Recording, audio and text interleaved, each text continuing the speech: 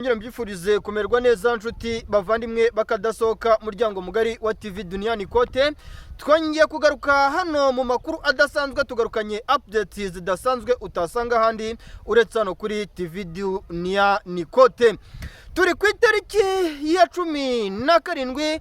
z'ukwezi kwa 11 2025, tugarukanye icyitwa updates zidasanzwe z'amakuru adasanzwe utasanga handi uretse hano kuri TV Duniani Kote. Byongeye kuzamba ndetse kandi byongeye gukomera cyane. Nimvuga nti ibintu byazambye ndetse kandi byongeye gukomera cyane, ugira uti ibintu byazambye koko kandi byongeye gukomera cyane. Ninigerere hano kuri uno musozi nitegeye neza cyane, muri iriya mirambi, mujye muvuga nti ibintu byakomendetse kandi byazambye. Umwe mu barundi yaranyihanangirije arambwira ati hari ahantu rwose ukunze kujya guhagarara ugakorera amakuru, nyamuneka ushobora kuzahurira n'akaga, nyamuneka ushobora kuzahura n'ibibazo, nyamuneka ndababwiza ukuri ko ibintu byakomendetse kandi byazambye. Byose turabyinjiramo nze kubabwira uko situation ihagaze. Turaza kwikoza mu misozi yo muri Sud Kivu ahitwa Ishabunda, nkubwire ibyo FRDC yakorewe n'umutwe wa M23 ndetse na MRDP twirwaneho. Nyamuneka mu gihe gitoya narababwiye nti icyitwa Shabunda Airport gishobora gukurwamo n'umutwe wa M23. Icyitwa Shabunda, bariya barundi bari kudeployinga mu misozi ya Sud Kivu, mu nkengero z'icyitwa Uvira, mu misozi yegereye za Kihandi na Kidisha. Ndababwira nti umugambi uhari ku ruhande rw'igisirikare cy'u Burundi ni ugucuma abasirikare baberekeza mu misozi ya Ishabunda. Ibyakubereye rero ku musirikare witwa FDNB nibyo tugiye kwinjiramo tubabwire uko byagenze muri Sud Kivu. Turaza kwikoza mu misozi ya Zamiranga, Biyendo muri Shabunda, Pruta mu misozi y'Iminembwe, mbabwire uko situation ihagaze. Turaza kwikoza kandi mu misozi ahitwa Ngweshe, twikoze ahitwa Budodo, twikoze Zanduba, twikoze mu bice byinshi bitandukanye byahariya muri Mwenga, nkubwire uko situation ihagaze. Turaza kugaruka mu misozi ya Warungu, nkubwire ibyo abasirikare ba FDNB bahuye nabyo. Ni mu gihe kandi abasirikare b'abarundi by'umwihariko ku rugamba bakomeje kwitwa abagambanyi n'abasirikare bafatanyije ku rugamba. Ibi byabuze gice ndetse kandi bivuga yuko indege za Antonov zatangiye gupakira abasirikare b'abarundi zibakura mu misozi yo muri Warikare, zibakura mu misozi yo muri Butembo, bategurwaga kwerekeza mu bice birimo umutwe wa M23. Ibyo byose turabyinjiramo. Turaza kugaruka mu yindi mirwano idasanzwe yaje kubera mu gace kitwa Nyenzira muri Warikare. Ni nyuma y'uko uruhande rw'igisirikare cy'u Burundi bari bamaze gutanga ripoti y'uko batari buze kugaragara mu mirwano ishobora kuba mu misozi yahariya muri Nyenzira. Ni operasiyo ni operasiyo yateguwe n'uruhande rw'igisirikare cya FARDC, yari igamije gukura abasirikare ahitwa za Taweza, ibamanwa mu misozi ya za Sokari muri Warikare, ibamanwa mu mirambi y'ahitwa za Busisi ndetse na Nyenzira. Iyi operasiyo yari yateguwe n'uruhande rw'igisirikare cya FARDC hagamije kugira gute? Hagamije guhangana n'icyama cy'umutwe w'intare za Sarambwe. Icyaje kuba rero ku basirikare ba FARDC ni ikintu kidasanzwe. Agasozi kitwa Nyenzira ni agasozi nahereye kare ndetse kandi no ku munsi w'ejo mbabwira yuko ari umusozi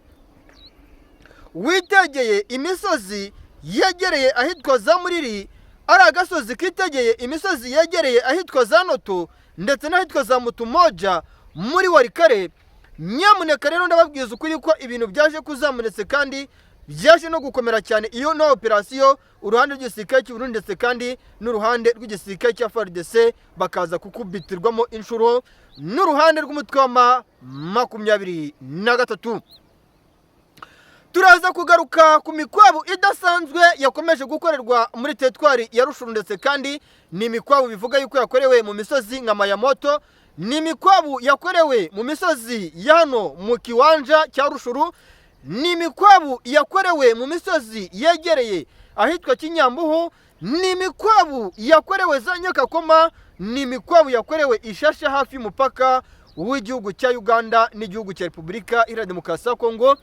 ni imikwabu yakozwe na Alliance Fleuve Congo B23, ni n'imikwabu kandi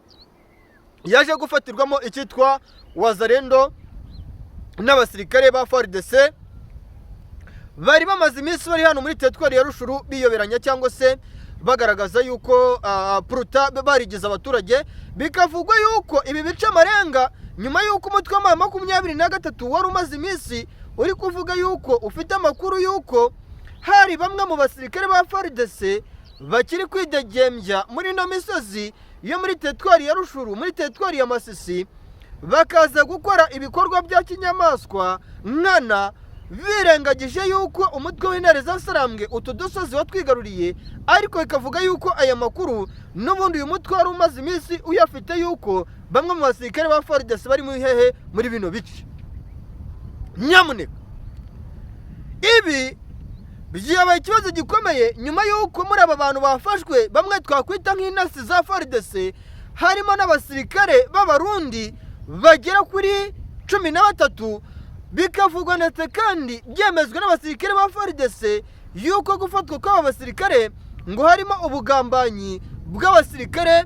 ngo harimo ubugambanyi bw'abasirikare b'igisirikare cy'u Burundi. Ibi byanateye ikibazo gikomeye, bivugwa yuko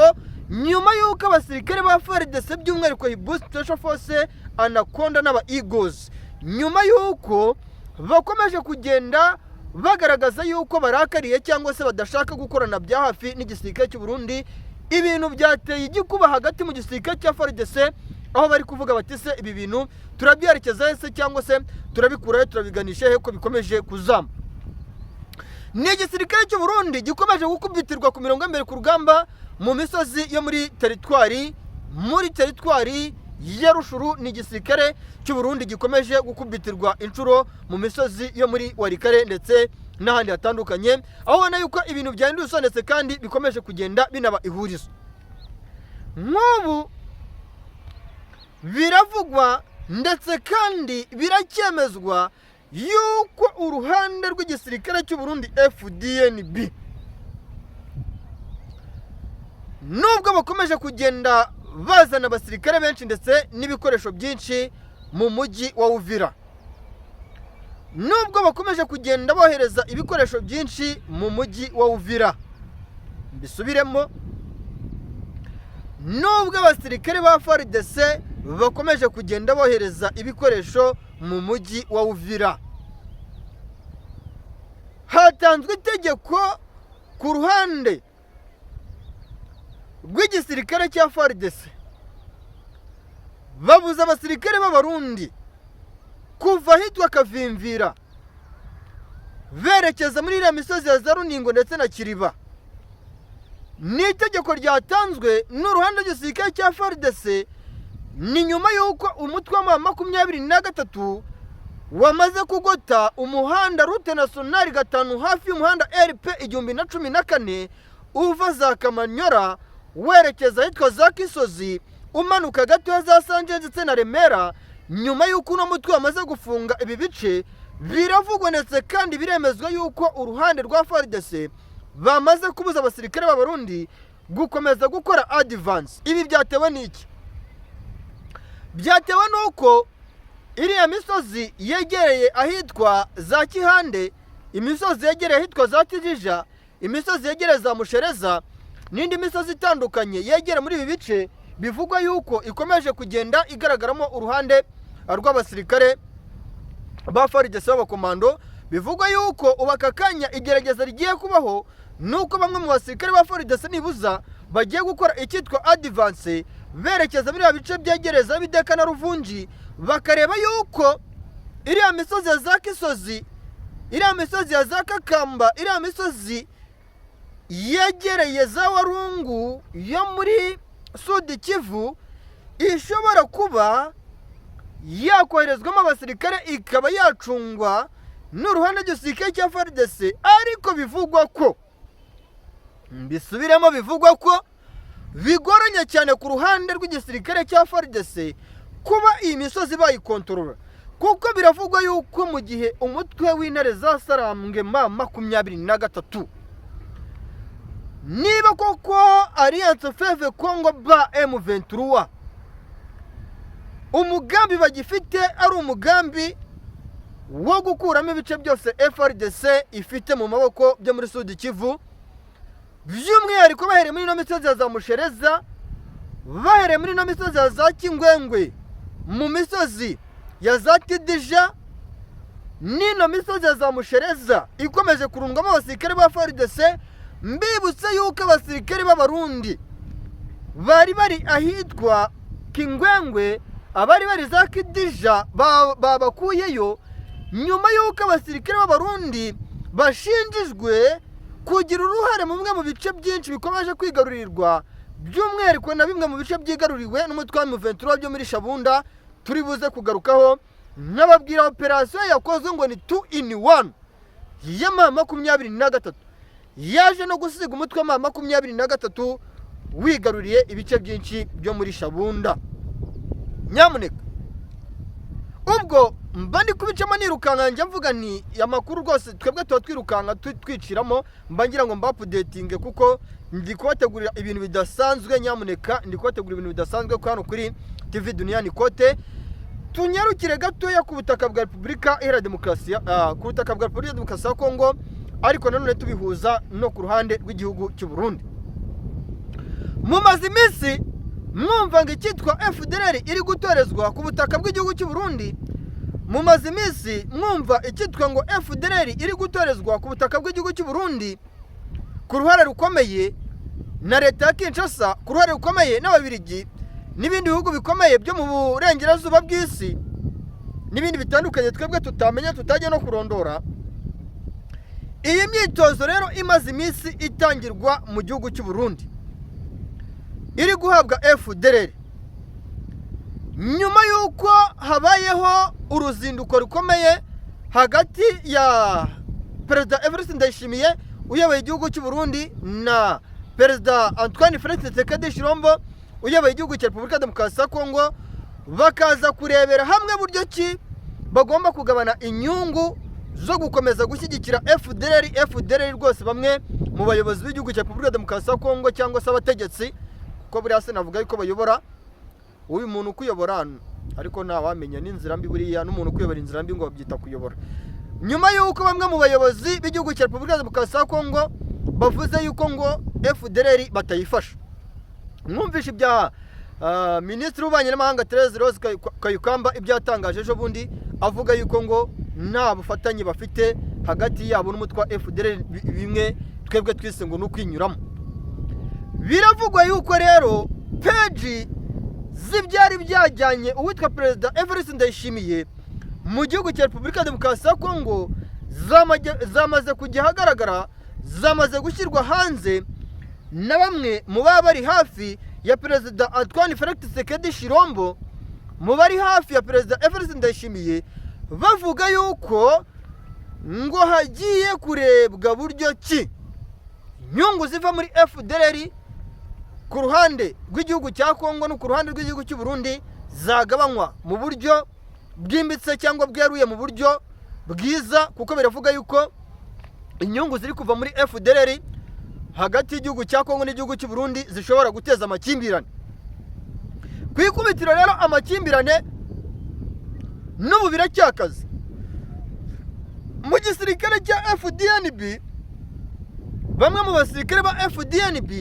batewe ubwoba, bababajwe bikomeye ngo no kuba bari kubona ku mirongo njyarugamba bafatanyije n'abasirikare ba FDLR, bamwe mu basirikare ngo bafite imyumvire, imitekerereze yo guhemukira bamwe mu bantu cyangwa bumwe mu bwoko bw'abaturage batuye mu gihugu cy'u Rwanda. Bamwe mu basirikare rero b'abarundi bivuga yuko abenshi muri bo batekereza gutyo. Biravugwa yuko ngari abaturuka mu miryango ikomoka mu bwoko bw'abatutsi bavuga bati niba koko abantu igihugu cyacu kibashyigikiye kikaba kiri kubatoza bakaba bahembwa imishahara imwe nk'iyacu nk'abasirikare bacu, tutiteye ku bufatanye buri hagati y'igihugu cyacu n'igihugu cy'Ububiligi cyangwa se n'ibindi bihugu bitandukanye bisapotinga iyi FDLR, batarika ibi bintu rwose ntabwo byagakwiye kuba bigenda gutya. Ibi rero ni ibintu ubona yuko bikomeje guteza ikibazo ndetse n'inkeke uko umunsi ugenda uzaza undi, ndetse kandi benshi bavuga bati ibi bintu mu gihe byaba bikomeje gutya biraza gushyira mu ihurizo ndetse no mu kibazo gikomeye cyane uruhande rw'igisirikare cy'u Burundi. Bivuga yuko igisirikare cy'u Burundi aka kanya kigoberewe ndetse kandi gikomerewe ku rwego ruri hejuru uko umunsi ugenda uza haza undi. Ni ibibazo bikomeje kwiyongera ndetse kandi ni n'ibibazo ubona yuko biri kuza mu ishusho yihariye itandukanye niyo twabibonagamo, ndetse kandi bikanahindura isura uruhande rw'abaturage b'igihugu cy'u Burundi bo bakomeje kuvuga yuko mu gihugu cy'u Burundi ibibazo byinshi byiganjemo ibibazo bitandukanye birimo inzara, ubushomeri n'ibindi bikomeje kugenda byiyongera. Ni mu gihe Perezida Evariste Ndayishimiye we decision ari gufata ngo niyo gufata bamwe mu basirikare ba FDNB akabambika impuzankano za gisivile bakagera za Kibuye bakagera za Kibitoke, abaturage bakumva urusaku rw'amasasu ruvuze bakavuga ati kandi nyamara kabaye ngo kandi nyamara nta cyabaye, ari umugambi wateguwe na Perezida Evariste Ndayishimiye mu rwego rwo kugira ngo abaturage babone yuko bagiraniwe ndetse kandi bakomerewe. Bihuzwa n'uko rero abanyamurenge bari mu gihugu cy'u Burundi ngo harimo harakorwa icyitwa mobilisation hagati bamwe mu baturage cyane cyane abatuye mu ntara ya Makamba, abatuye za Rumonge, kudashyigikira ndetse kandi no kudacumbikira abaturage b'abanyamurenge nyuma y'uko Perezida Evariste Ndayishimiye nyuma y'uko ubutegetsi bw'ishyaka rya CNDD-FDD bakomeje gushinza abaturage b'abanyamurenge ngo ko ari ibyitso bishyigikiye ngo umutwe wa 23 ndetse na MRDP twirwaneho ngo bashinze nabyo gufatanya n'umutwe wa Regitabara ufite mu ntego gukura ku butegetsi uwitwa Perezida Evariste Ndayishimiye, ndetse kandi bivuga yuko ibimenyetso birenga ibihumbi n'ibihumbagiza mu gihe ngo Regitabara yaba igabye igitero mu gihugu cy'u Burundi ngo hashobora kuba ikintu kidasanzwe, ngo hashobora kwaduka intambara y'akarere, intambara itarigeze igaragara hano mu karere ka Afurika y'Iburasirazuba. Bikavugwa kandi yuko umugambi w'umutwe wa Regitabara, umutwe ugizwe n'abaturage b'impunzi zahunze igihugu cy'u Burundi kubw'imigirire imikorere mibi ya leta y'igihugu cy'u Burundi, bivuga yuko iyi leta cyane cyane impamvu ikomeje gushinjwa cyane mu mbaraga zidasanzwe zo gushyigikira amacakubiri. Biravuga yuko abaturage benshi bahunze igihugu cy'u Burundi, abenshi muri bo ngo ni abaturage bagiye bahunga bitewe n'amacakubiri yagiye ayogoza igihugu cy'u Burundi, ariko ngo Perezida Evariste Ndayishimiye kubishakira igisubizo cyangwa se kugira ngo bamwe mu baturage bahungiye mu bihugu byane mu karere ka Afurika y'Iburasirazuba no hanze y'akarere ka Afurika y'Iburasirazuba abifatira umwanzuro, ngo byagiye bimugora cyane ndetse kandi biba n'ihurizo, ariko ngo nta kindi kiri kubitera nuko ngo icyo yimitse ni icyitwa ingengabitekerezo ivanguramoko. Bivuga yuko kubyikuramo bizamugora cyane ndetse kandi bivuga yuko na sisitemu ishyaka rya CNDD-FDD aka kanya bakoreraho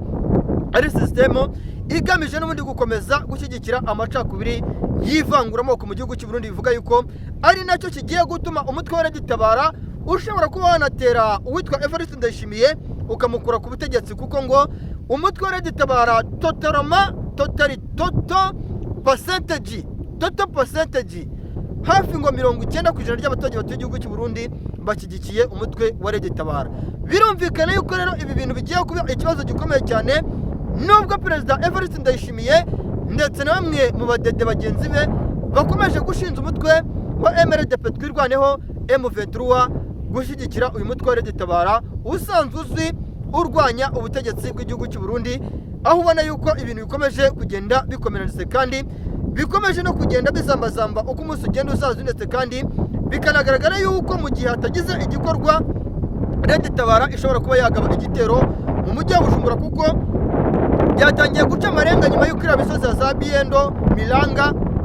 yo muri Minembwe yamaze kwigarurirwa n'umutwe wa M23 ku kigero kingana n'100%, nyuma y'uko umutwe wa M23 wamaze gufata ibice bigize inkengero z'umuhanda Route 5 uva Uvira werekeza Bukavu, ahitwa za Ruvungi ndetse n'ahitwa za Kisozi mu misozi yegereye ahitwa za Bideka. Nyamuneka reka mbifurize amahoro n'imigisha, mbifuriza kumererwa neza. Amakuru yacu nakagaruka, nyamuneka ajye bibuka kwikorera subscribe, like, share, comment bigenda neza bitagenda neza. Amakuru yacu ajya kugeraho umunsi ku munsi n'isegonda ku isegonda muri rusange. Murakoze cyane nshuti z'akadasohoka.